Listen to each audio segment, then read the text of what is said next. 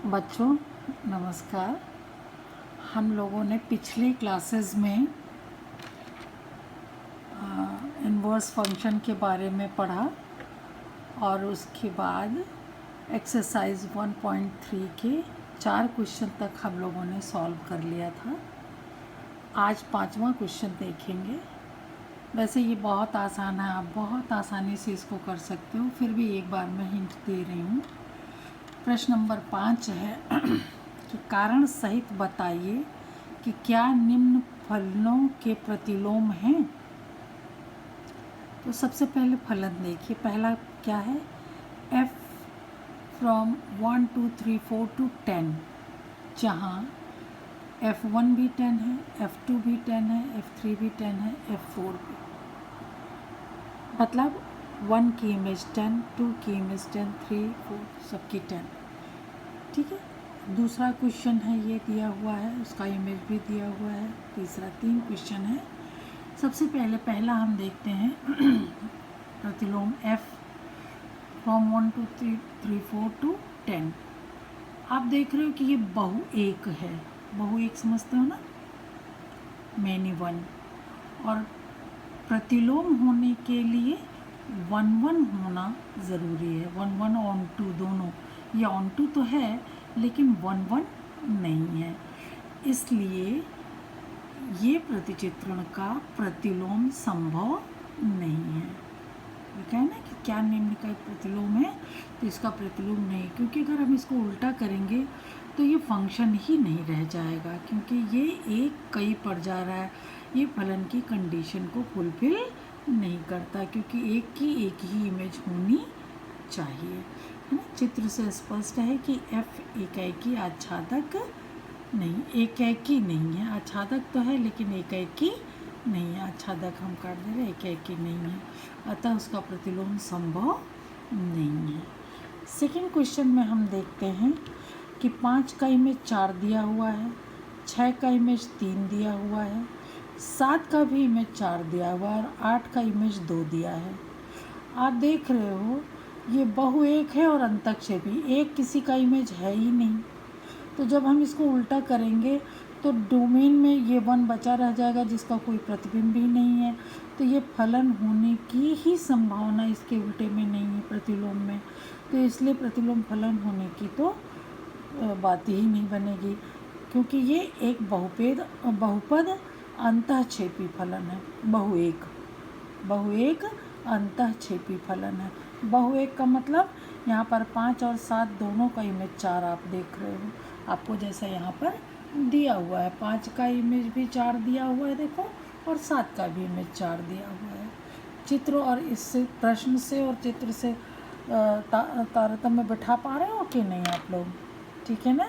अतः इसका प्रतिलोम भी संभव नहीं है। ठीक, अब थर्ड वाला देखते हैं। थर्ड क्या है, थर्ड में h है फंक्शन, 2 3 4 5 इधर है और इधर है 7 9 11 13। पीछे इमेजेस दी हुई हैं आपको कि 2 का इमेज 7 है, 3 का 9 है, 4 का 11 है, 5 का 13। आप देख रहे हो चित्र से ही स्पष्ट है कि ये 1 1 और ऑन टू है, एक आच्छादक है, अतः H इन्वर्स का अस्तित्व है।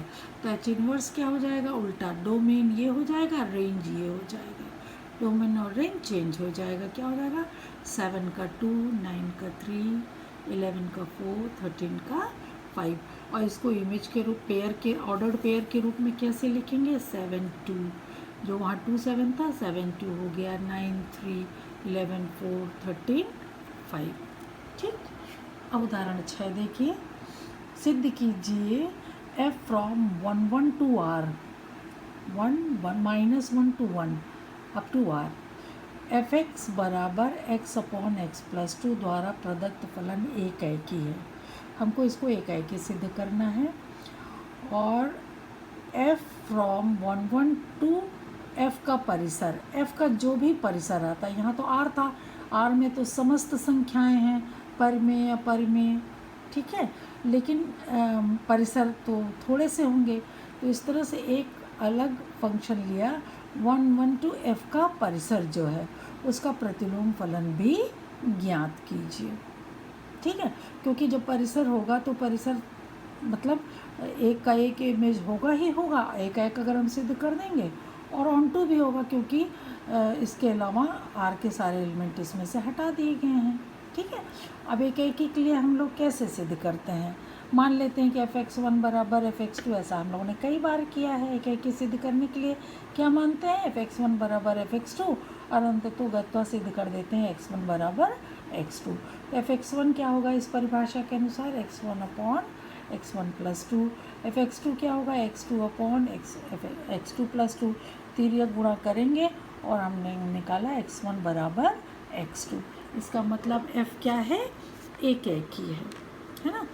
अब मान लेते हैं इसका रेंज क्या होगा, रेंज में किस तरह के एलिमेंट होंगे, x का इमेज क्या होगा, x अपॉन x प्लस 2, इसको हमने y मान लिया, माना y बराबर x अपॉन x प्लस 2। तो अगर y इस f के परिसर में है तो इधर कौन सा एलिमेंट होना चाहिए, यानी x क्या होना चाहिए, वो निकालने के लिए हम लोग इसको तिर्यक गुणा करके x का मान निकालेंगे। x बराबर कितना आएगा, -2y अपॉन y माइनस 1। ठीक है, तो x बराबर, इसको हम लोगों ने y माइनस 1 को 1 माइनस वाई किया तो ये माइनस यहाँ से वो हो गया, एडजस्ट हो गया। ठीक है ना, ये माइनस से यहाँ गुणा कर देंगे तो क्या हो जाएगा 1 माइन, यानी x बराबर इतना है ना। तो इसका मतलब y का इमेज क्या है, 2y upon 1 minus Y. x की जगह क्या हो, y हो, तो ये उसका मान होगा। बात समझ रहे हैं कि नहीं, यानी y किसका इमेज होगा, इतने का, y किसका इमेज होगा, इसका। समझ रहे हैं, यानी x में अगर दो हम इस तरह से दो सेट लेते हैं, अगर ये -1 और 1 है और ये पूरा रेंज R है, लेकिन इस R में से हम लोगों ने और सारे निकाल दिए हैं, केवल वही है जो इसके इमेजेस हैं। तो यहाँ हमने इमेज y माना, वो y किसका प्रतिबिंब होगा, यहाँ आएगा 2y अपॉन 1 माइनस वाई, इसका इमेज होगा y। समझ रहे हैं कि नहीं। तो अगर इन्वर्स करेंगे, इधर से इधर f है तो f इन्वर्स y कितना हो जाएगा, इतना। जैसे fx कितना था, अगर इसमें x है तो यहाँ पर था आपका x upon x plus 2, x का इमेज क्या था, x अपॉन x प्लस 2। ठीक है ना, और अगर यहाँ y है तो y किसका इमेज होगा, 2y upon 1 minus y, 2y upon 1 minus y. यही प्रतिलोम पूछा ना, प्रतिलोम फलन ज्ञात कीजिए कहा था, यही f इनवर्स y का मान इतना होगा, ये आंसर। ठीक है, इसी तरह प्रश्न नंबर 7 देखिए, fx बराबर 4x प्लस 3 द्वारा प्रदत्त फलन f from r to r पर विचार कीजिए कि f व्युत्क्रमणीय है। f का प्रतिलोम फलन, पहले तो हमें ये बताना है कि ये व्युत्क्रमणीय है। व्युत्क्रमणीय होने के लिए दो बातें हमने आपको पहले भी बताया है, या तो आप इसको 1/(on)2 सिद्ध कर दीजिए, या एक प्रतिचित्रण g लीजिए और FOG और GOF को x यानी तत्समक सिद्ध कर दीजिए। ठीक है, तो हम लोगों ने एक मैपिंग g लिया फ्रॉम r टू r, है ना, और gx बराबर x माइनस 3 अपॉन 4, ये कहाँ से आया। जैसे यहाँ तो fx बराबर 4x प्लस 3 दिया हुआ है, हम लोगों ने g एक प्रतिलोम फलन मान लिया r टू r, इसका ये r डोमेन हो गया, ये r रेंज हो गया। ठीक है, तो gx क्या होगा, जैसे यहाँ पर हम लोगों ने निकाला था y की 4x प्लस 3 की जगह y मान रखा, तो सॉल्व किया तो x बराबर कितना आ रहा है, y माइनस 3 अपॉन 4, यानी इस gx का इमेज क्या होगा, x माइनस 3 अपॉन 4। जैसे gy का इमेज y माइनस 3 अपॉन 4 या gx बराबर x माइनस 3 अपॉन 4, ये लिया, द्वारा परिभाषा हमने मान लिया।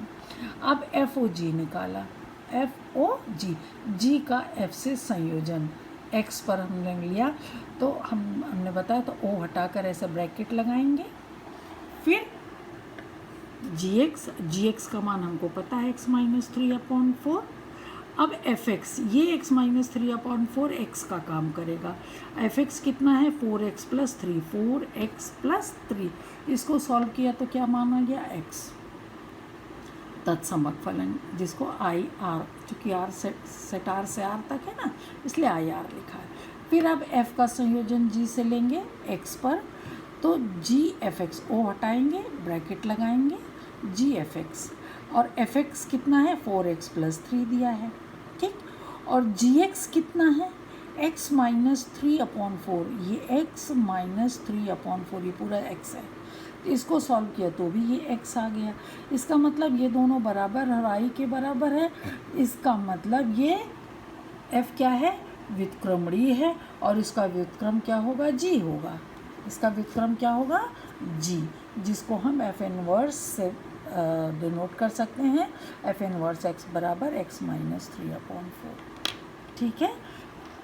या तो हम f को ऑन टू सिद्ध करें, या एक परिवर्ताव्यूह मान लें, परिवर्त व्युत्क्रमणीय फलन मान लें from R to R, G जैसे हमने यहाँ मान के किया है, और FOG और GOF, F का संयोजन G पर और G का संयोजन F पर अगर हम तत्समक सिद्ध कर दें आइडेंटिटी, तो इसका मतलब वो व्युत्क्रमणीय है, और उसका G का व्युत्क्रम F होगा और F का व्युत्क्रम G होगा। क्लियर, समझ में आ रही बात? हाँ। नेक्स्ट एक क्वेश्चन और हम लोग कर लेते हैं, प्रश्न नंबर 8 देखिए। एफ एक्स बराबर x² + 4 द्वारा प्रदत्त फलन f फ्रॉम R to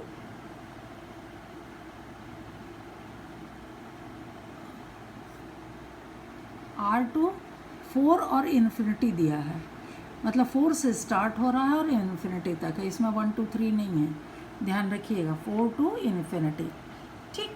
पर विचार कीजिए, सिद्ध कीजिए कि f व्युत्क्रमणीय, f को हमको क्या सिद्ध करना है, व्युत्क्रमणीय, तथा f का प्रतिलोम f इनवर्स y √y - 4 होगा, ये भी हमें सिद्ध करना है।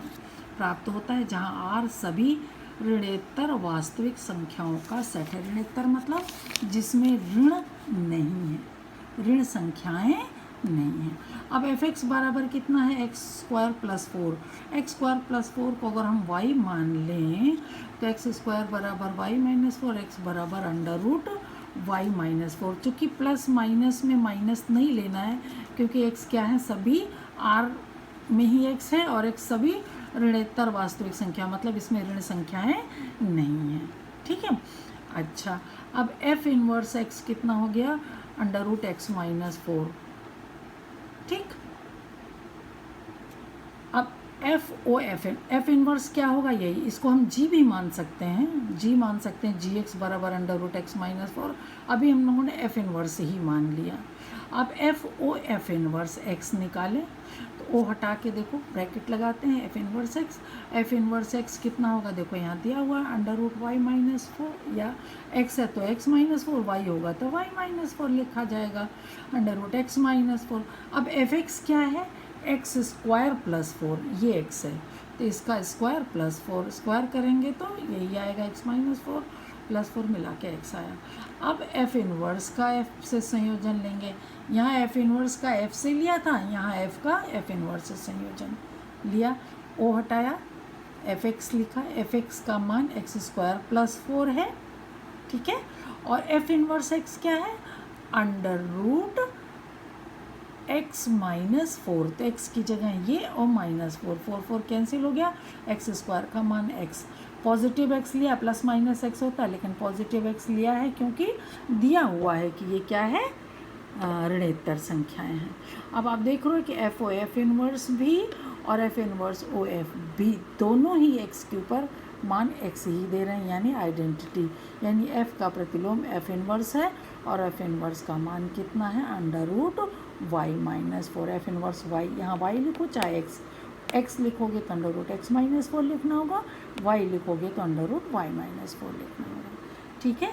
बस आज यहीं तक, और कुछ क्वेश्चन इसके आगे हम आपको नोट्स में देंगे, जिसमें क्वेश्चन नंबर 9, 10, 11, 12, 13 हैं, इनको आप अपने आप कीजिएगा, 14 भी है, ठीक है। इसके बाद आती है द्विआधारी संक्रियाएं, जो हम आपको अगले लेक्चर में बताएंगे। ठीक है, ओके, थैंक यू।